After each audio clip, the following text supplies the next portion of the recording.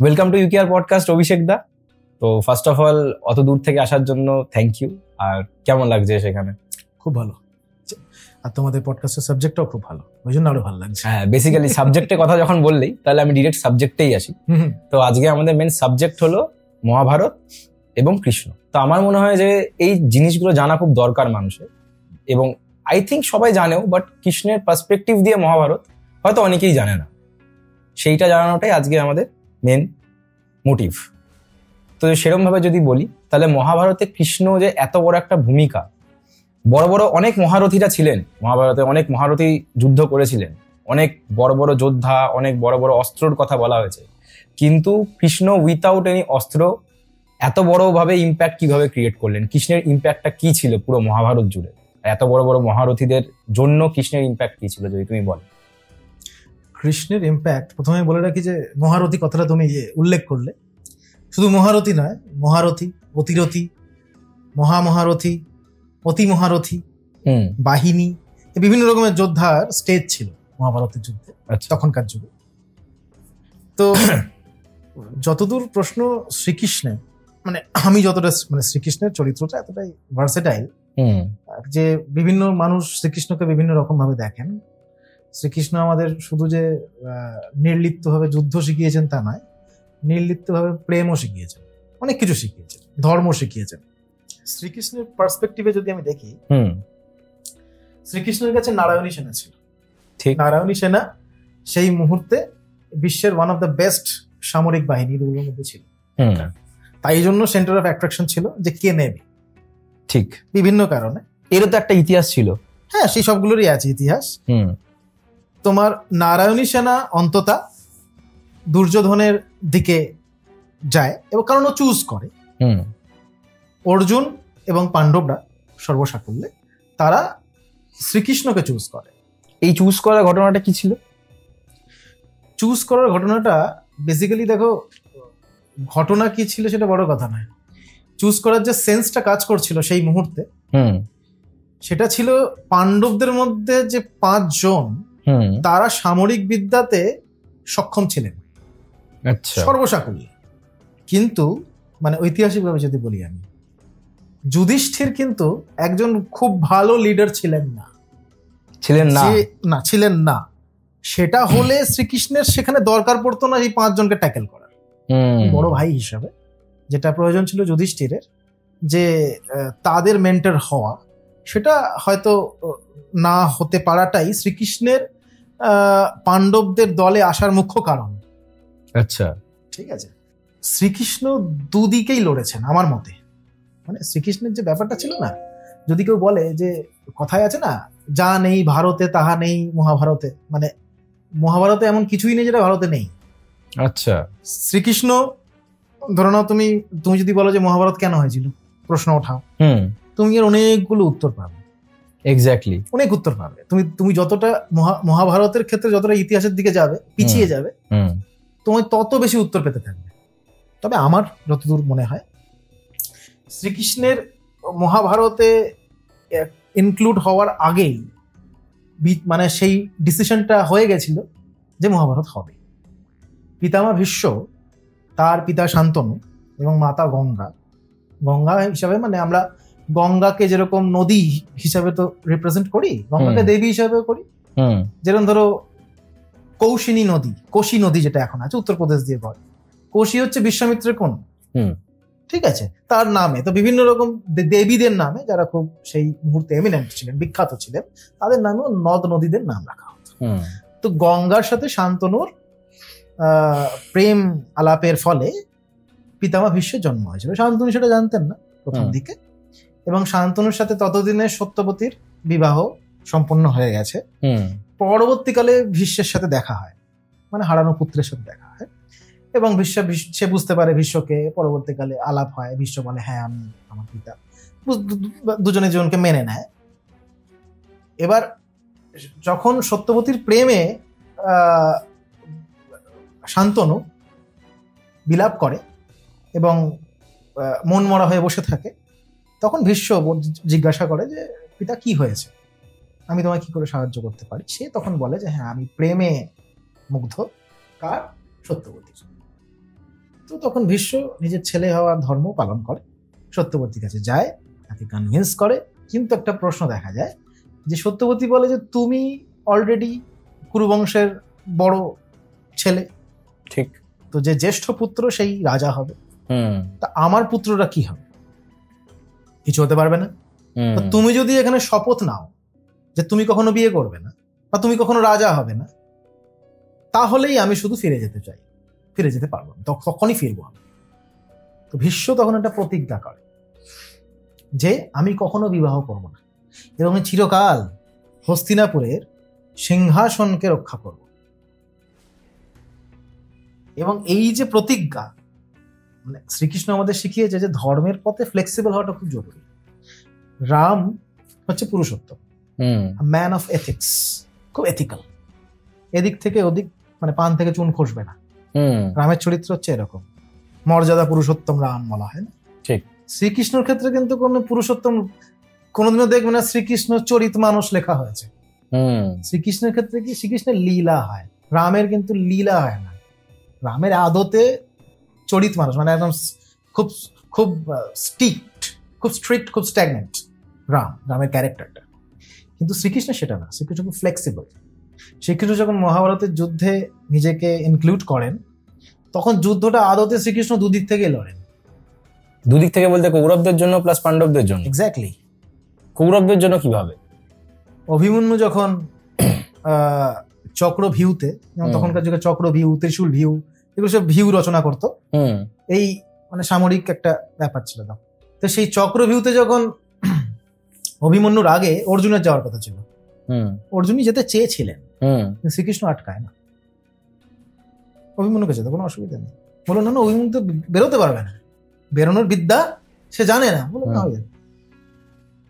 সে ঢোকে, অভিমন্যু মারা যায়। কেন? কারণ অর্জুন এতদিন যাপন হওয়ার পরেও মহাভারতের যুদ্ধে তার পরিবারের বিরুদ্ধে লড়তে পারছিল না। তো সেই মুহূর্তে কি দরকার? গ্রাজ, রাগ, অ্যাগ্রেশন দরকার। অ্যাগ্রেশনটা কোথা থেকে আসবে? হেট্রেড থেকে। এক্স্যাক্টলি।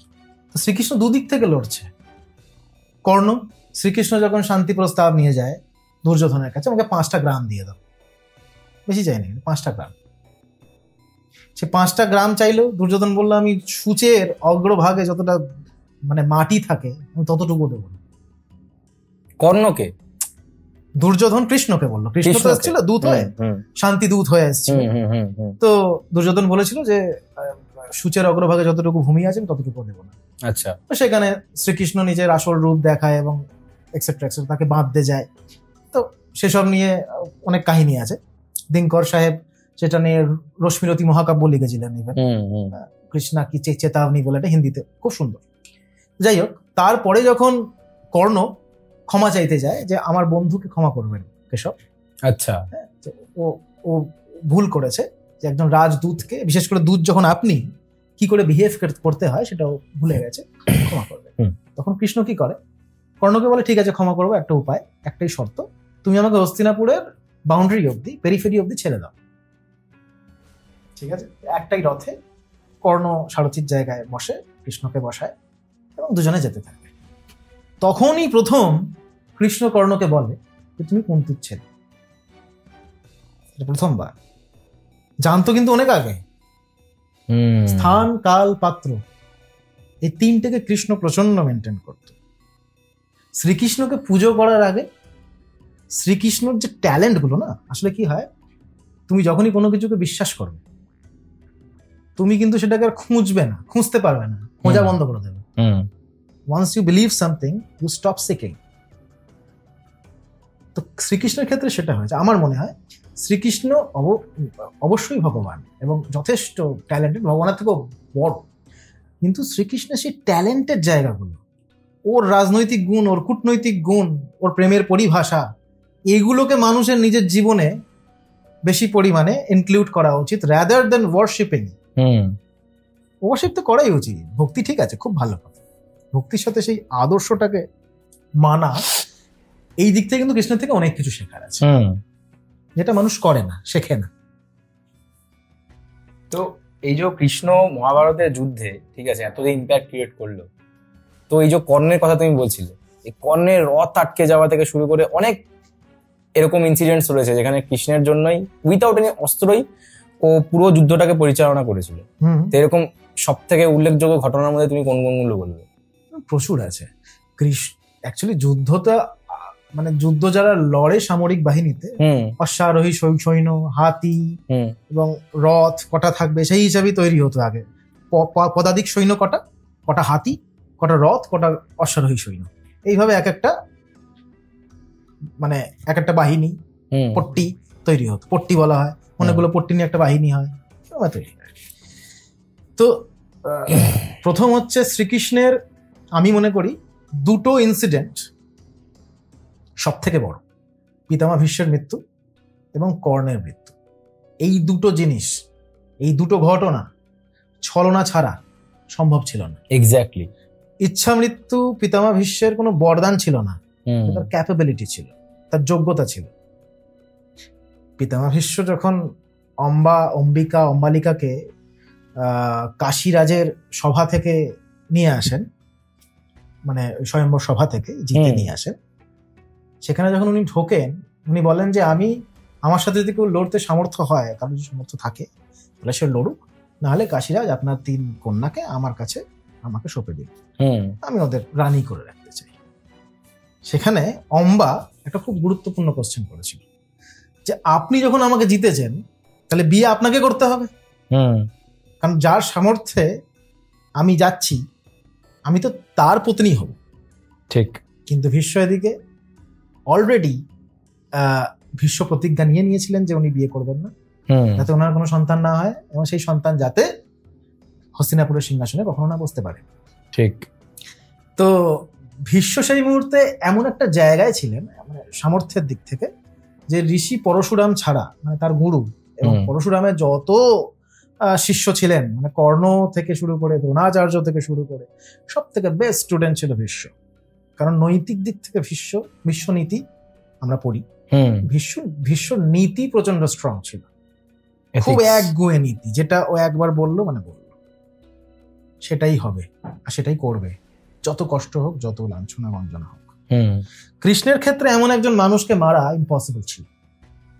শ্রীকৃষ্ণকে আমরা এই মুহূর্তে ঐশ্বরিক ক্ষমতাযুক্ত একজন ভগবান মানি, তাকে পুজো করি, কিন্তু আদতে যখন মহাভারত চলছিল তখন কিন্তু তিনি সেটা ছিলেন না।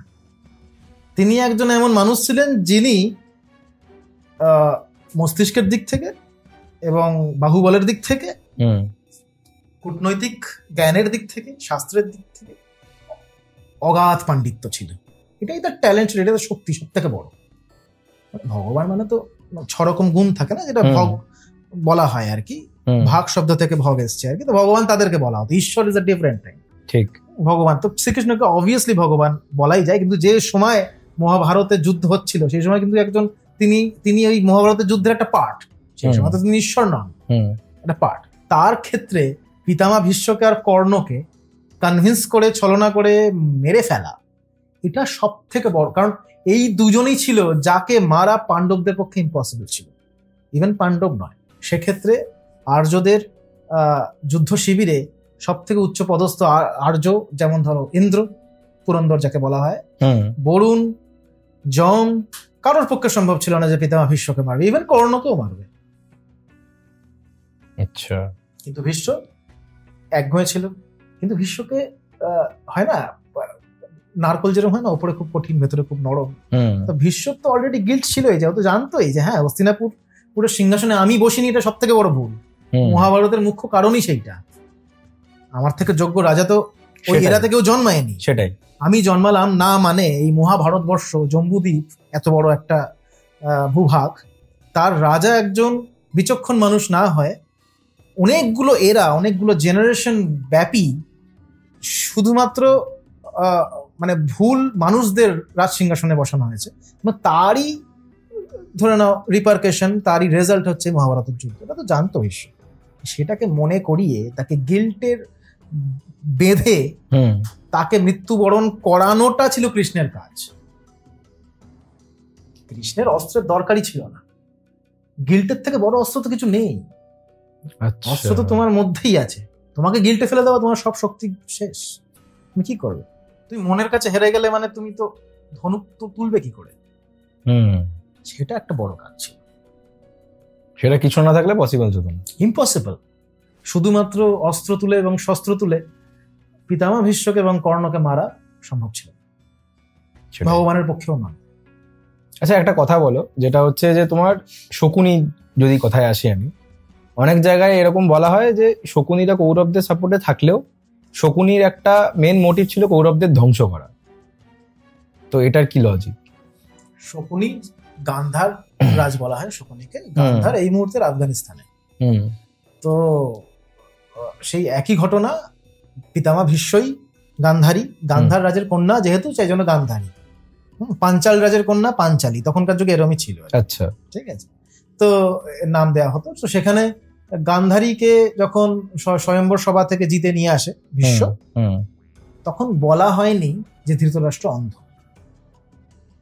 ধৃতরাষ্ট্র যে অন্ধ এটা গান্ধারী জানতেন না, পরে জানতে পেরেছে। এক্স্যাক্টলি, পরে যখন জানতে পারেন তখন তিনি নিজেও নিজের চোখে পট্টি বেঁধে নেন। এটা কিন্তু কোনো স্বামীর প্রতি সোহাগ ছিল না, এটা কিন্তু ওয়ান টাইপ অফ বিদ্বেষ ছিল, বিদ্রোহ ছিল। বিদ্রোহ মানে নিজেকে কষ্ট দিয়ে তো বিদ্রোহ করে লোকে।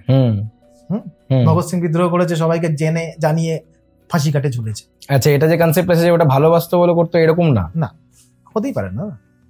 আচ্ছা, তো আর শকুনি সেই সময়ই, শকুনি ল্যাংড়া ছিল, আমরা দেখেছি না, লেংড়ে লেংড়ে।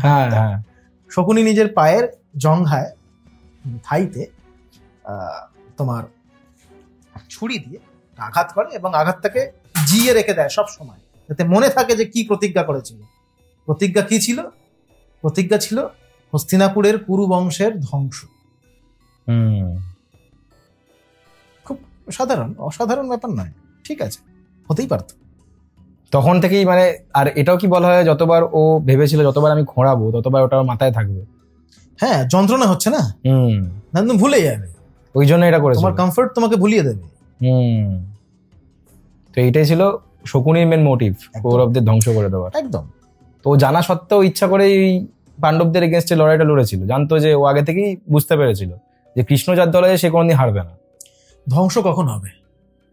ধ্বংস তখন হয় যখন বিপরীত ধর্মী দুটো শক্তি সমানভাবে শক্তিশালী হয়। ঠিক, একজনের কাছে 2জন লোক আর একজন কাছে 2000 লোক, ওটাকে ধ্বংস বলে না। হবে কি করে ধ্বংস? 200-200তে লড়বে, তবে তো 200 জনই মরবে, হয়তো 4-5 জন বাঁচবে। একদিকে যেরকম শ্রীকৃষ্ণ আছে, অন্যদিকে তো শকুনিও ছিল। ও আর এক কূটনীতিবিদ, অবভিয়াসলি সেনাপতি ছিলেন পিতামহ ভীষ্ম, আলাদা। ভীষ্ম কখনো কূটনীতি খেলেননি, কারণ ভীষ্ম জানতেন দুদিকেই আমার লস। সেটাই, সবই নিজের লোক। ভীষ্ম নিজের প্রতিজ্ঞা শুধু পালন করেছেন, ভীষ্ম লড়ার জন্য লড়েন, প্রতিজ্ঞা পালন করেছেন শুধুমাত্র, আর কিছু। আচ্ছা একটা কথা বলো, মহাভারতের যে মেন যে আক্রোশটা শুরু হলো, ওটা ওই পাশা খেলার পরে দ্রৌপদীকে যে বেট লাগানো হয়েছিল, তারপরে দ্রৌপদীর বস্ত্রহরণ হয়েছিল, অনেকে বলে এটার পরেই মেন যুদ্ধটা আর কি শুরু হয়, অ্যাক্সিলারেট হয়েছিল ওটা। হ্যাঁ, তো বেসিক্যালি সেই টাইমের কালচার কিরকম ছিল, যে লাইক দ্রৌপদীর তো 5টা বর ছিল, তো সেই সময় বিবাহ প্রথা কিরকম ছিল? এই সময় কি আমাদের থেকে অনেক বেশি অ্যাডভান্স ছিল মেন্টালিটি দিক থেকে, যদি তুমি বলতে যাও? কারণ কি এখনকার দিনে দেখা যায় না যে কারোর একটা বউয়ের 5টা বর রয়েছে। হ্যাঁ, তখনকার যুগে বিবাহ প্রথা, আমি যতদূর দেখেছি রামায়ণের থেকেও মহাভারত কালের বিবাহ প্রথা অনেক বেশি আপগ্রেডেড ছিল। মানে আমি আপগ্রেডেড এই জন্য বলছি কারণ মন অনেক উন্মুক্ত ছিল। যেমন নিয়োগ প্রথার প্রচলন ছিল, সহজ ব্যাপার নয় আজকের যুগে কোনো পুরুষ নিজের স্ত্রীকে নিয়োগ প্রথার জন্য, যেহেতু প্রথম কথা হচ্ছে আজকের যুগে কোনো পুরুষ এটা ভাবতেই পারবে না যে সে বেটার নয় বা বেস্ট নয়, এবং অন্য কেউ বেটার বা বেস্ট যার কাছে নিজের স্ত্রীকে পাঠাবে পুত্র সন্তান লাভের জন্য। জেনেটিক্স এর উপর তুমি দেখো, তখনকার যুগে মানুষ কিন্তু জেনেটিক্সটাকে সব থেকে বেশি প্রায়োরিটি দিত, আচ্ছা, নিজের ইমোশনের থেকে বেশি। জেনেটিক্স তো একটা প্র্যাকটিক্যাল জিনিস, ইমোশন তো একটা শুধু ভাবনা চিন্তা, একটা রিলেটিভ ম্যাটার। আমি ভাবছি শুধুমাত্র, আর তো কিছু নয়। তো পিতামহ ভীষ্ম যখন অম্বিকা এবং অম্বালিকাকে নিয়ে এসেছিলেন, বিচিত্র বীর্যের মৃত্যু, অম্বা তো চলে গেছিলেন, এবং অম্বিকা এবং অম্বালিকা বিচিত্র বীর্যের মৃত্যুর পরে সত্যবতী ভীষ্মকে বলেছিলেন যে তুমি পুত্র সন্তানের জন্ম দাও এই দুজনের থেকে, কিন্তু ভীষ্ম বলেন না, আমি তো আমার প্রতিজ্ঞা থেকে আপনার কাছেই আমি প্রতিজ্ঞা করেছি, তাই ভাঙতে পারবো না। তখন সেই দুজনকে পাঠানো হয় বেদব্যাসের কাছে, যিনি মহাভারত লিখেছিলেন, রাইট? নিয়োগ প্রথা, কারণ উনি ট্যালেন্টেড, ওনার জিন আপগ্রেডেড, নেক্সট যে জেনারেশন সে রাজা হওয়ার যোগ্যতা প্রাপ্ত হবে, সে জ্ঞানী হবে, সে শারীরিক দিক থেকে সুঠাম হবে। এই জন্য মানে তখনকার যুগে এটা মানে মানে পাণ্ডু মাদ্রিকে বলছেন যে না তুমি যেতে পারো, নিয়োগ প্রথা খুব স্বাভাবিক এবং হওয়া উচিত। পাণ্ডু তো নিজে ইম্পর্টেন্ট ছিল, সক্ষম ছিল না, এটা সত্যি কথা ছিল না। এবং সেটা তুমি আজকালকার যুগে যদি কোনো ইম্পর্টেন্ট থাকে কেউ, কিন্তু গল্পে এরকম একটা জিনিস বলা আছে যে কয়েক পঞ্চপাণ্ডব, হ্যাঁ পঞ্চপাণ্ডব যে ভগবানের দান, এরকম টাইপের ব্যাপার। ভগবান নয়, এটা কি নিয়োগ প্রথারই অংশ? একদম, ওই যে বললাম অগ্নি থেকে যেমন ইন্দ্র থেকে অর্জুন হয়েছিলেন, তারপরে অগ্নির থেকে বরুণের থেকে, হ্যাঁ, তো এই সবার থেকে পঞ্চপাণ্ডবের জন্ম হয়। তো এবার এই ইন্দ্র অগ্নি এগুলোর তো ডেজিগনেশন, হ্যাঁ এগুলো ডেজিগনেশন, ডেজিগনেশন। এটা কোনো দেবতার কথা বলা হচ্ছে না, কেন এটা রূপক না, দেবতারই কথা বলা হচ্ছে, কিন্তু সেই দেবতারা মানুষ সকলেই। আচ্ছা, আর যেমন ধরো এই মুহূর্তে আমি যদি বলি যে প্রাইম মিনিস্টার নরেন্দ্র মোদী, এবার প্রাইম মিনিস্টার তো একটা ডেজিগনেশন। আজকে নরেন্দ্র মোদী আছেন, কালকে কেউ অন্য কেউ থাকবেন, হয়তো গতকালও অন্য কেউ ছিলেন। ইন্দ্র হচ্ছে সেই জায়গাটা, অনেকজন ইন্দ্রের কথা পাই, আচ্ছা অনেকজন নারদের কথা পাই। ইন্দ্র একটা ডেজিগনেশন, একদম। ইন্দ্র, বরুণ, এই সমস্তগুলো, নারদ, এই সমস্তগুলো ডেজিগনেশন। আচ্ছা, উপবর্হন নামে আমরা একজন নারদের কথা পাই, যিনি হচ্ছেন গান্ধর্ব, আর্য নন। এসবগুলো ডেজিগনেশনই ছিল, ঠিক আছে? তখনকার যুগে যে বিবাহ প্রথা ইভেন এতটা লিবারেল ছিল যে একজন স্ত্রী অনেকজন মানে বরকেও রাখতে পারতো, স্বামীকে বিয়ে করতে পারতো এবং একসাথে থাকতেও পারতো।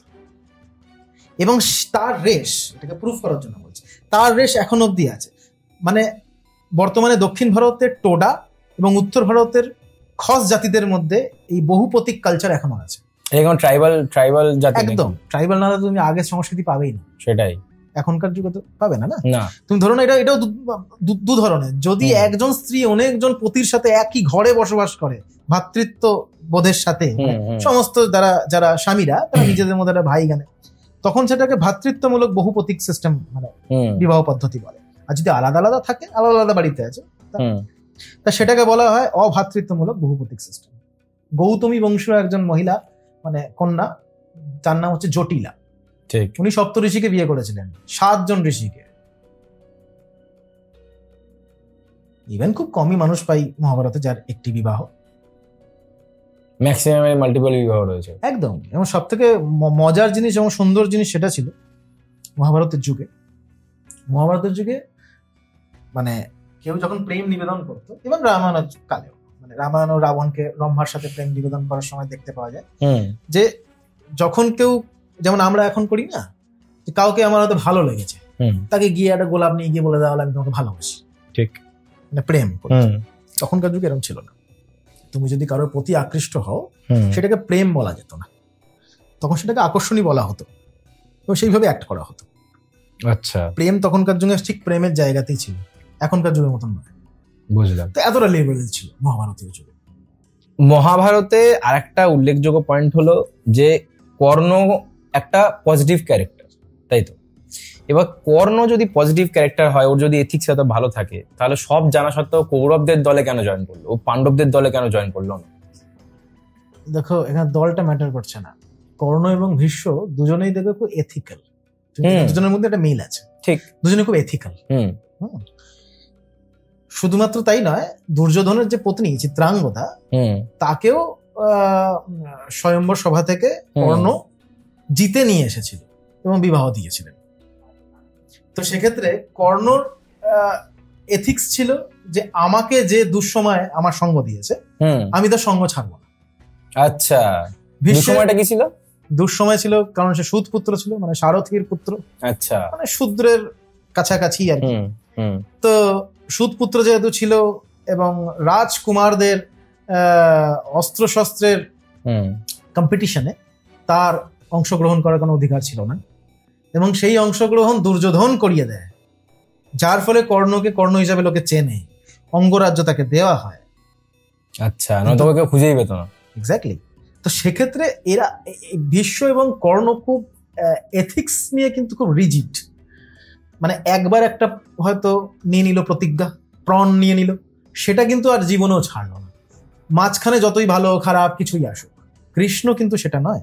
শ্রীকৃষ্ণ কি বলছে, তোমার ধর্ম, শ্রীকৃষ্ণ জানে যে ধর্ম কি, শ্রীকৃষ্ণ জানে যে আমাকে ঠিক বা বেঠিকটা কি, মোট কথা হচ্ছে।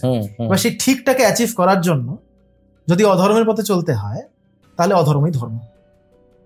শকুনি যখন শ্রীকৃষ্ণকে বলেছিলেন যে কেশব, আপনি আমাদের শিবিরকে হারাতে পারবেন না, আমাদের শিবিরকে মানে আমাদের পক্ষকে হারাতে পারবেন না, কারণ আপনার পক্ষে ধর্ম আছে, আপনি অধর্মের কিছু করতেই পারবেন না, পাণ্ডবরা তো তা করে না, রাইট? শ্রীকৃষ্ণ বলেছিলেন যে ধর্ম এবং অধর্ম খুব আপেক্ষিক, যদি ধর্ম লাভের জন্য অধর্মের পথে চলতে হয় তাহলে সেটাই ধর্মের পথ। শ্রীকৃষ্ণের যে দর্শনটা, শ্রীকৃষ্ণ হচ্ছে ফিলোসফার, এই সর্বকালের সর্বসেরা ফিলোসফার। শ্রীকৃষ্ণ মানে পায়ের ধুলো না নিয়ে যদি মুখের বাণী কেউ নেয়, আমার মনে হয় মনুষ্য জাতি অনেকটা আপগ্রেডেড হবে। শ্রীকৃষ্ণ যে কথাগুলো বলেছিল অসাধারণ না?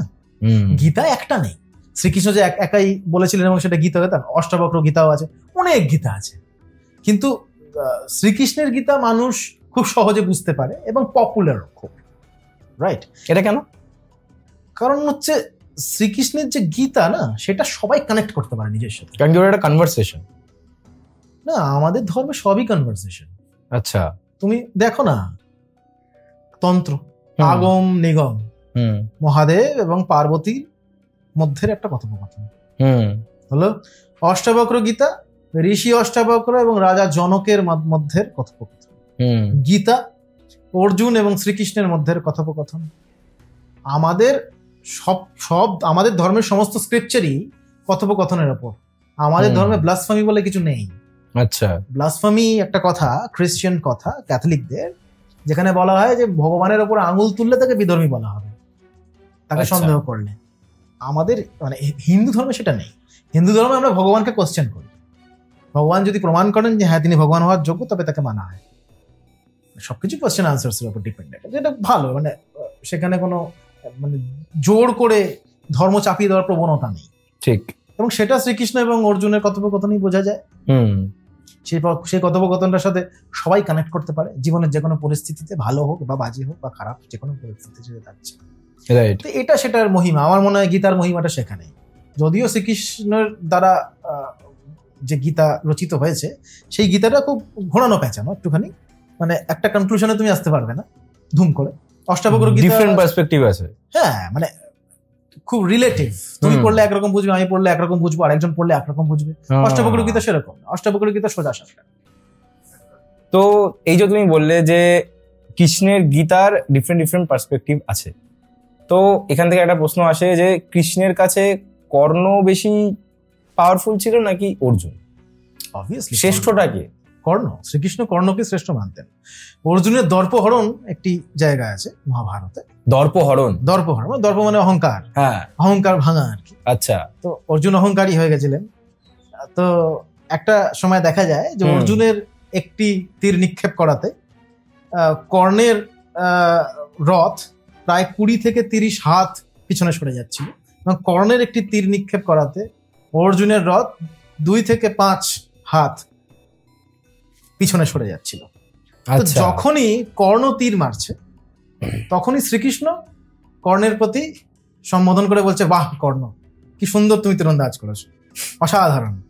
আবার যখন সেই একই ঘটনা ঘটছে, অর্জুন একটি তীর নিক্ষেপ করলেন, সেই তীর গিয়ে লাগলো কর্ণের রথের গায়ে, কর্ণের রথ 20-25 হাত পিছনে সরে গেল।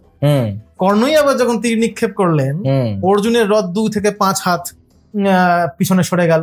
এবার সেই সময় শ্রীকৃষ্ণ আবার বলছেন, বাহ কর্ণ, কি সুন্দর তোমার তীরন্দাজি।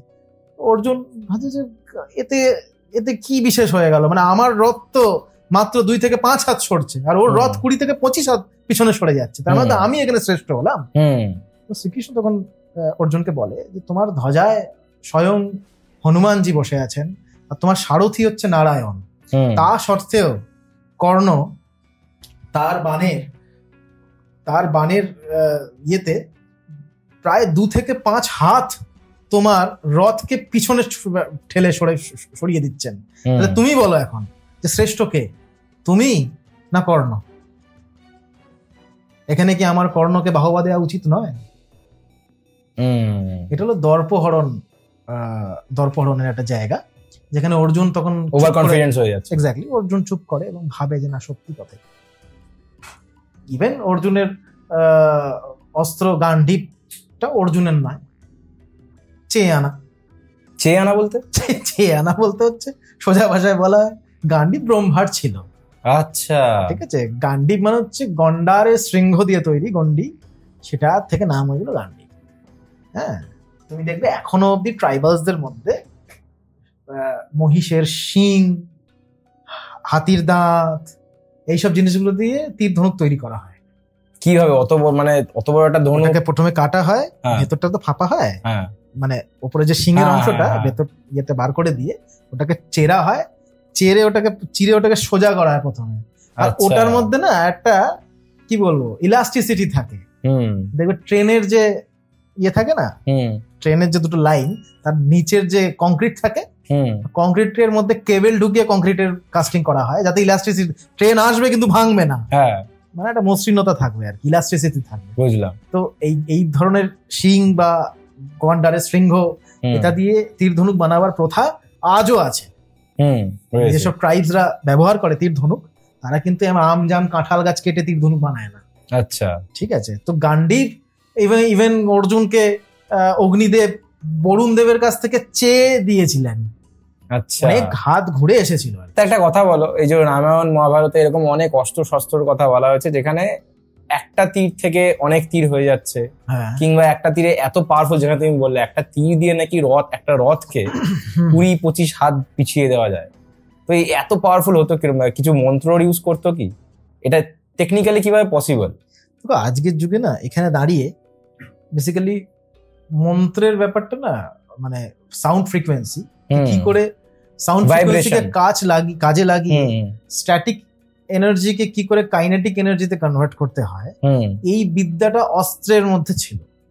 অস্ত্র মানে হচ্ছে যার মধ্যে কিছু এক্সট্রা ক্যারিকুলার পাওয়ার আছে। শস্ত্র মানে হচ্ছে নর্মাল, যেমন নর্মাল তীর ধনুক, ঢাল, তরোয়াল, চাকু, ছুরি, এগুলো হচ্ছে শস্ত্র। অস্ত্র হচ্ছে ডিফারেন্ট, যার মধ্যে একটা দৈবিক ব্যাপার থাকবে, স্পেশাল হবে। অস্ত্র চালানো সবার পক্ষে সম্ভব ছিল না। আচ্ছা, সাধারণ সৈন্য, পদাতিক, অশ্বারোহী, তারা কখনোই অস্ত্র চালাতো না, তারা শস্ত্র চালাতো। ঠিক আছে। আর কর্ণ খুব এথিক্যাল ছিল।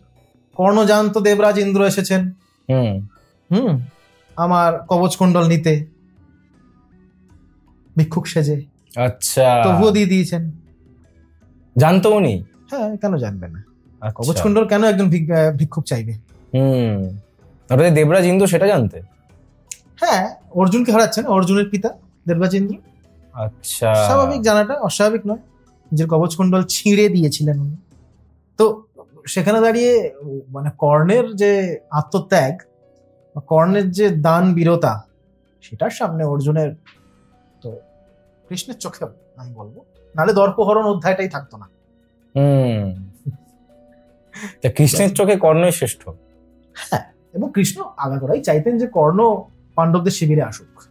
যখন আমি বললাম না, যখন শান্তি প্রস্তাব নিয়ে আসে কৃষ্ণ এবং দুর্যোধন ফিরিয়ে দেয় অপমান করে, তখন যখন ফিরে যায়, তখন কর্ণকে বোঝানোর চেষ্টা করে কৃষ্ণ যে কুন্তী তোমার মা, তোমার ওখানে 5 জন ভাই আছে, তুমি চলো, তুমি জ্যেষ্ঠ, তো তুমি তোমার লিড করা উচিত, তুমি রাজা হবে, তুমি তোমার বলেই বলিয়ান হয়ে দুর্যোধন কিন্তু লড়ছে, তুমি যদি দুর্যোধনকে ছেড়ে দাও, এই মহাভারতের যুদ্ধ থেমে যাবে, এত বড় একটা ঘটনা ঘটবে, আর তোমার মুকুট অবশ্যম্ভাবী তোমার কাছেই থাকবে। কিন্তু কর্ণ কি বলে? কর্ণ বলে না, গরুর মানে হচ্ছে বাজ পাখি কখনো অট্টালিকায় থাকে না। অট্টালিকায় কারা থাকে? পায়রা। বলে বাজ পাখি অট্টালিকায় থাকে না, বাজ পাখি থাকে কোনো দূর পাহাড়ের পাথরের ফাটলে, কারণ কমফর্ট মানুষকে দুর্বল বানায়। আচ্ছা, তাই ওর কিছু যায় আসে না, মুকুট রাজ্য কিচ্ছু না, ও তো দুর্যোধনকে কথা দিয়েছে তাই লড়ছে। ইভেন শ্রীকৃষ্ণ কাছে যখন যায় যে আমার বন্ধুকে আপনি ক্ষমা করুন, বলে আপনি অঙ্গরাজ্য নিয়ে নিন, আমার শরীর নিয়ে নিন, কর্ণ বলেছিল কিছু যায় আসে না। এই যে কিছু যায় আসে না, এটাই কর্ণের মাহাত্ম্য। কিছু যায় না আসাটাই কর্ণের মাহাত্ম্য। তো মহাভারতে আর একটা ক্যারেক্টার খুব বেশি আর কি ইম্প্যাক্টফুল, যেটা নাম হলো অশ্বত্থামা। তো অশ্বত্থামার যে একটা বলা হয় যে শ্রীকৃষ্ণ অশ্বত্থামাকে একটা শ্রাপ দিয়েছিলেন, যার জন্য ও অমর হয়ে গেছিল, বাট ভালোভাবে না সেটা, মানে ওকে বলা হয়েছিল যে তোমার গা থেকে কুষ্ঠ রোগে তুমি ভুগবে, এরকম টাইপের ব্যাপার। তো এটা কি সত্যি হয়েছিল? আর অশ্বত্থামা কি সত্যি কৃষ্ণের শেষ অবতারের জন্য এখনো অব্দি বেঁচে রয়েছেন, এরকম কি কোনো ব্যাপার রয়েছে? দেখো কালকি পুরাণে অ্যাকচুয়ালি 8 জন চিরঞ্জীবীর কথা বলা হয়েছে। চিরঞ্জীবী মানে যারা মরবেন না, কখনো মৃত্যু নেই তাদের। 8 জন চিরঞ্জীবী। আচ্ছা, তো তারা সকলেই কালকি অবতার যখন জন্মাবে, মানে কলিযুগ যখন পড়েছে তার মোটামুটি 5000 বছর পরে কালকি অবতার জন্মাবে, এরকম কথা। যদিও কলিযুগ 1,48,000 বছরের লম্বা ফেজ। তো অশ্বত্থামার মণি ছিল, ঠিক আছে, অশ্বত্থামার কাছে ব্রহ্মাস্ত্রের জ্ঞান ছিল। অশ্বত্থামা কিন্তু কোনো সাধারণ যোদ্ধা ছিলেন না। ইভেন অশ্বত্থামাই একমাত্র ব্যক্তি ছিল যে ভীষ্মকে রিপ্লেস করা যেতে পারতো অ্যাজ এ সেনাপতি। কৌরবদের সেনাপতির পদে ভীষ্মকে যদি রিপ্লেস করা যায় তাহলে কিন্তু যোগ্য মানুষ একজনকে পাওয়া যাবে, অশ্বত্থামা। কিন্তু অশ্বত্থামা ব্রহ্মাস্ত্রের অপপ্রয়োগ করে। কিভাবে, কি হয়েছিল ঘটনাটা? ব্রহ্মাস্ত্রের অপপ্রয়োগ করে পাণ্ডবদের যে হবু পুত্র তাদেরকে মেরে ফেলার চেষ্টা করে, মেরে ফেলে আর কি। তো বংশ নাশ হয়ে যায় না পাণ্ডবদের। তো সেই জন্য অশ্বত্থামাকে শ্রীকৃষ্ণ বলে যে তুমি যে কাজটা করেছো সেটা মানে যুদ্ধক্ষেত্রে ছলনার থেকে অনেক বড় পাপ। এরকম বলা হয়েছিল যে যখন কুরুক্ষেত্রের যুদ্ধে যখন ওই ভীম উরুতে মেরে যখন এই বেআইনি ভাবে যেভাবে মানে যুদ্ধের যে রীতিনীতি সেটার বিরুদ্ধে গিয়ে যখন উরুতে মেরে ফেলেছিল ওর মিত্র দুর্যোধনকে, এবার তখন অশ্বত্থামা এত ক্ষিপ্ত হয়ে গেছিল যে ও ভেবেছিল যে এবার একাই ও সবাইকে শেষ করে দেবে। এবার তারপরে ওই পাণ্ডবদের যে ক্যাম্প বলো বা যে শিবির বলো, ওখানে গিয়ে ও পঞ্চ পাণ্ডবের 5টা ছেলেকে মেরে দেয় পাণ্ডবদের মারার জায়গায়। এই ঘটনাটা কি সত্যি? হ্যাঁ, এটাই সত্যি, যেটা মহাভারতে দেখানো হয়েছে, মানে বলা হয়েছে, এটাই সত্যি। এবং দেখো দুর্যোধনকে যে মারা হয়েছিল মানে থাইতে, জঙ্ঘায়, সে জঙ্ঘায় বলা হয়েছিল যে গান্ধারী যখন চোখ খুলবে বহুকাল পরে, তো এবং কথাতে বলা হয় যে কেউ যদি 14 বছর নিজের চোখ বেঁধে রাখে, মানে অন্ধের জীবন যাপন করে, সে যখন চোখ খুলবে সে যাকে দেখবে এবং যেটা চাইবে সেটা ঘটবে। সত্যি বলা না, আমি জানি না সত্যি কিনা, আমাকে সেরকম ভাবে কেউ কিছু দেখেনি, বলতে পারবো না। কিন্তু সে এবার গান্ধারী এটা বলেছিল দুর্যোধনকে যে তুমি যেটা চাইবে, আমি যখন চোখের পট্টি খুলবো তুমি স্নান করে তর্পণ করে আসবে। তো দুর্যোধন কি করে, একটা পাতা ঢেকে আসে, মানে মায়ের সামনে নগ্ন আসাটা তো একটুখানি সমস্যা, লজ্জার ব্যাপার। এই পাতা ঢেকে আসে এবং এটা গান্ধারীর দ্বারা ছিল আশীর্বাদ, তোমাকে কেউ কিছু করতেই পারবে না, তোমাকে মারবে, তোমার লাগবে না। তো ভীম মারছে, লাগছে না। শ্রীকৃষ্ণ তখন ভীমকে ইশারায় বলে কোথায় মারতে হবে, কারণ ওই যে পাতা লাগানো ছিল যে জায়গাটায়, শুধু ওই জায়গাটাই ছিল যে জায়গাটা মারলে ওর ক্ষতি হতে পারত, তো সেটা মেরেছে। কিন্তু অশ্বত্থামা যেটা করেছে সেটা হলো out of box, out of ethics. এটা তো লড়াইটা ছিল ভীম এবং দুর্যোধনের, সেখানে হয়তো শ্রীকৃষ্ণ সহযোগিতা করতেই পারে, অ্যাসিস্ট করতেই পারে, কিন্তু তুমি এমন একটা জেনারেশন যে পৃথিবীতে আসেইনি, তুমি ভ্রূণ হত্যা করেছো। ভ্রূণ হত্যাটা বড় পাপ। হত্যা করেছিল না, শ্রীকৃষ্ণ বাঁচিয়ে দিয়েছিল না। ভ্রূণ হত্যা আই থিংক অভিমন্যুর স্ত্রীকে টার্গেট করা হয়েছিল। হ্যাঁ, এক্স্যাক্টলি, অভিমন্যুর মৃত্যুর অনেক পরের ঘটনা। তো সেক্ষেত্রে শ্রীকৃষ্ণ সেই জন্যই অভিশাপটা দিয়েছিল অশ্বত্থামাকে, তুমি ভ্রূণ হত্যা করেছো, তো তুমি এই পৃথিবীতে চিরকাল থাকবে, তুমি অমরই থাকবে, এইটাই হচ্ছে অভিশাপ। এবং মাথা থেকে মণিটা নিয়ে নিয়েছিল, কারণ মণিটা চিরঞ্জীবী ছিল তো, সেই মণিটাই ওর মানে অ্যান্টি এজিং এলিমেন্ট আর কি বলতে পারো। বুঝলাম, যে বৃদ্ধ হবে না, এটা যখনই নিয়ে নিয়েছে সে বৃদ্ধ হবে। তার দেহ শরীর একটা সময় কাজ করা বন্ধ করে দেবে, পচবে, গলবে। সেটা দিয়েই হয়তো এখনো উনি চলছেন। যদি সত্যি হয় এই সমস্ত কিছু, তাহলে এটাও সত্যি হবে। তো মহাভারতে জানা যায় দ্রৌপদীর 5 জন স্বামী ছিলেন। তো আমার প্রশ্ন এটাই যে দ্রৌপদীর যেরকম 5 জন স্বামী ছিলেন, কিন্তু দ্রৌপদী পঞ্চসতীর মধ্যে একজন। তো এই জিনিসটা কি আইডলাইজ করা হতো ওই টাইমে? মানে বাকি মহিলাদেরও কি এরকম মাল্টিপল ওয়েডিংস বা একাধিক বিবাহ বা একাধিক বরের এরকম একটা প্রচলন ছিল নাকি? ব্যাপারটা কি? আমরা তো সতী প্রথা তখন মানে কি বলতে চাই, এরকম এখনকার দিনে বলে লয়াল মানে একজন পার্টনারের সাথেই থাকবে, কিন্তু তখনকার দিনে এই জিনিস মানে যদি তাই হতো তাহলে দ্রৌপদী পঞ্চসতীর মধ্যে একজন হওয়ার কথা নয়, কারণ কি ওনার 5 জন স্বামী ছিলেন, কিন্তু ওনাকে পঞ্চসতীর একজন বলা হয়। তো এটার রিজনটা কি? সতীত্বের যে সংজ্ঞা আমরা আজকের যুগে বুঝি সেটা হচ্ছে লয়্যালটি। ঠিক বলেছো তুমি। তখনকার যুগে সতীত্বের সংজ্ঞাটা অন্যরকম ছিল। যদি সতী যে পঞ্চসতী আমরা যাদেরকে নাম বলি, তাদের মধ্যে হচ্ছে কুন্তী, দ্রৌপদী, অহল্যা, তারা আর মন্দোদরী। তারা হচ্ছে বালির স্ত্রী, মন্দোদরী হচ্ছে রাবণের স্ত্রী, আর বাকি 3 জনকে তুমি চেনোই। দ্রৌপদীকে এই সতীর জায়গায় রাখার অর্থ হচ্ছে তারা সেই মহিলারা যারা উচ্চ বংশীয় এবং যারা এদের সকলেরই স্বামী প্রবল প্রতাপী, এবং তা সত্ত্বেও এরা তাদের স্বামীর স্থান নিতে যোগ্য। মন্দোদরী রাবণ নিজের ক্ষেত্রেই মানে রাবণ নিজেই একটা পৌরুষের জলজান্ত উদাহরণ। তো তা সত্ত্বেও রাবণ একমাত্র, রাবণের প্রচুর তখনকার যুগে যেটা বলা হয় স্ত্রী ভার্যাও বলতে পারো, অনেক ছিল আর কি, মানে রানী।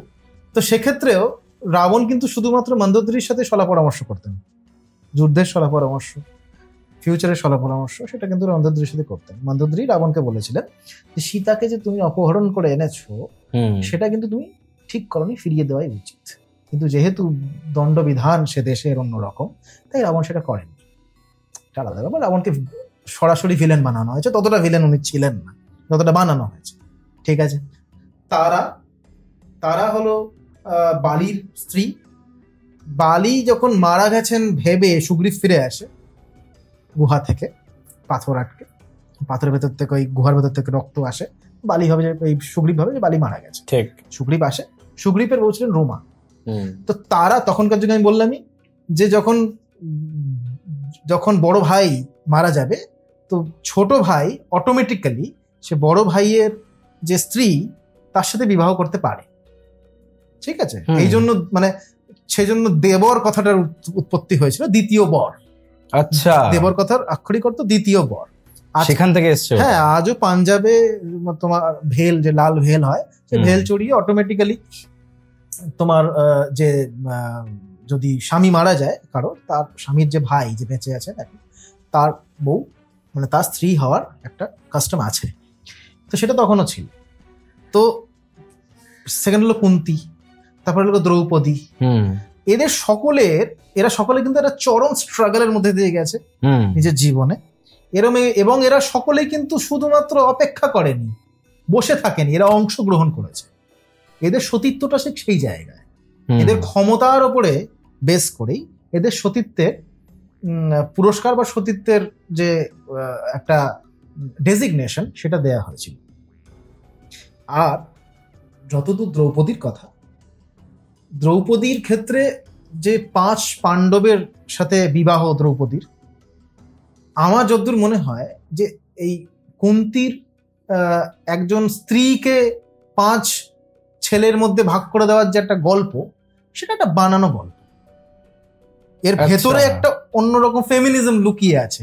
এর ভেতরের গল্পটা হচ্ছে দ্রৌপদী সত্যিকারের এমন একজন বিদুষী মহিলা ছিলেন, এত সুন্দরী, যে যদি তাকে 5 ভাইয়ের মধ্যে ভাগ করা না হতো, হয়তো যে মহাভারতের মতনই একটি যুদ্ধ 5 ভাইয়ের মধ্যে হতে পারত। আচ্ছা।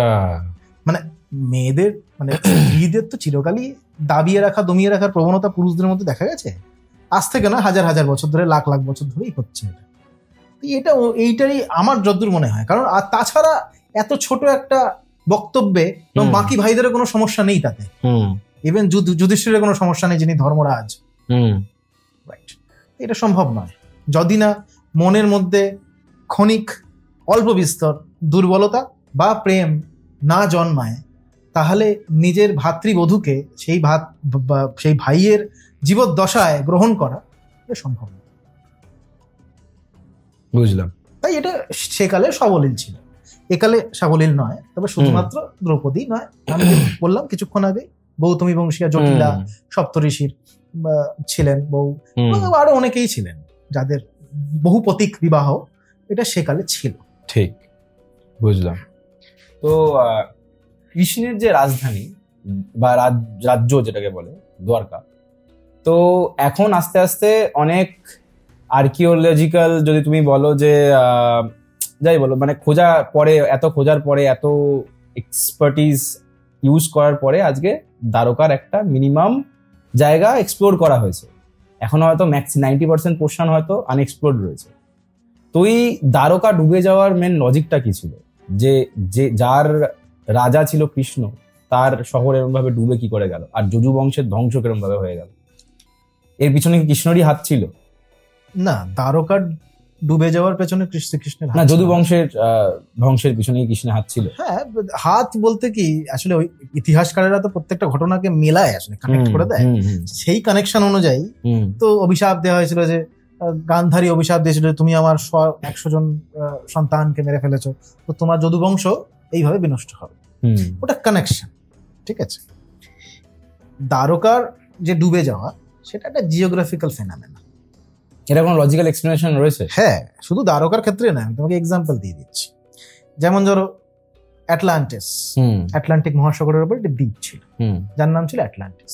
প্রশান্ত মহাসাগরের উপর একটি দ্বীপ ছিল যার নাম ছিল মু, এবং দ্বারকা একটি দ্বীপ ছিল।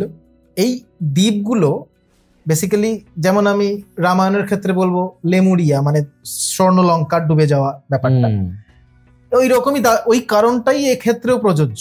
আটলান্টিসের ক্ষেত্রেও প্রযোজ্য, মু দ্বীপের ক্ষেত্রেও প্রযোজ্য, এবং দ্বারকার ক্ষেত্রেও প্রযোজ্য। মেন সি লেভেল যখন উপরে উঠতে থাকে, আইস এজের পরে বরফ গলতে থাকে, সেই একই কারণে আটলান্টিসও ডুবে যায়। আটলান্টিসের তো কোনো ভগবান ছিলেন না, এবং মু দ্বীপও ছিলেন না, তো সেগুলো ডুবে যায় জিওগ্রাফিক্যাল ফেনোমেননে। স্বর্ণলঙ্কাও ডুবে যায়, শ্রীলঙ্কা এবং মাদাগাস্কার পড়ে থাকে। ঠিক সেই কারণেই দ্বারকাও ডুবে যায়, এবং সেই ডুবে যাওয়া অংশগুলো খুব নিচে নয়, এই জন্যই। আচ্ছা, এগুলো সব আইস এজের পরবর্তী কালের সমস্ত ঘটনা। আচ্ছা, মানে শ্রীকৃষ্ণর পরেও আইস এজ এসেছিল? না, আইস এজ শেষবার এসছে প্রায় 12,500 বছর আগে। আচ্ছা, ঠিক আছে, কিন্তু মিন সি লেভেল সব জায়গায় তো সমানভাবে বাড়েনি, রাইট? তো দ্বারকা যখন ডুবেছে, দেখো মহাভারত রামায়ণ লেখা হয়েছে কোন সময়, আমরা সেটা আবিষ্কার করতে পেরেছি। রামায়ণের ক্ষেত্রে প্ল্যানেটোরিয়াম সফটওয়্যার দিয়ে এটাও জানতে পেরেছি রামের কবে জন্ম হয়েছে, কবে বিবাহ হয়েছে, হনুমানজি কবে লঙ্কা দহন করেছেন, এক্সেট্রা এক্সেট্রা সবকিছু। মহাভারতের ক্ষেত্রে সেটাই। কিন্তু রামায়ণ মহাভারতের আর্কিওলজিক্যাল এভিডেন্সের উপর ডিপেন্ড করে, পুঁথির বয়সের উপর ডিপেন্ড করে, কিন্তু আমরা শুধু পুঁথির বয়স জানতে পেরেছি, ঘটনার নয়। তবে দ্বারকা ডুবে যাওয়ার পেছনে কোনো ঐশ্বরিক ক্ষমতা অবশ্যই নয়, এটা জিওগ্রাফিক্যাল ফেনোমেনন, এবং এই ঘটনা শুধু দ্বারকার ক্ষেত্রে নয় যেহেতু, সেই জন্য ওই টাইম পিরিয়ডে মোটামুটি ওই জিনিসটাই হয়েছিল। এক্স্যাক্টলি। ওকে, তো কৃষ্ণের মারা যাওয়ার পর থেকেই কলিযুগের শুরু। হ্যাঁ, আমাদের যে যুগের যে প্রকার ভেদগুলো, সত্যযুগ, দ্বাপর, ত্রেতা এবং কলি, সেক্ষেত্রে শ্রীকৃষ্ণ যেহেতু আমরা অবতার বলেই মানি, বিষ্ণুর অবতার, সেক্ষেত্রে ওনার মারা যাওয়াটা একটা এমন দুঃখজনক ঘটনা যার পরে কলিযুগের সূচনা হওয়াটা স্বাভাবিক। আচ্ছা, সেই ক্ষেত্রে আমরা কলিযুগের সূচনাকাল বলে ধরে নিই। কিন্তু এটা আগে হতে পারে, পরে হতে পারে। হ্যাঁ, যেমন সূর্য সিদ্ধান্ত অনুযায়ী কলিযুগ শুরু হয়েছে প্রায় 3100 BCE থেকে।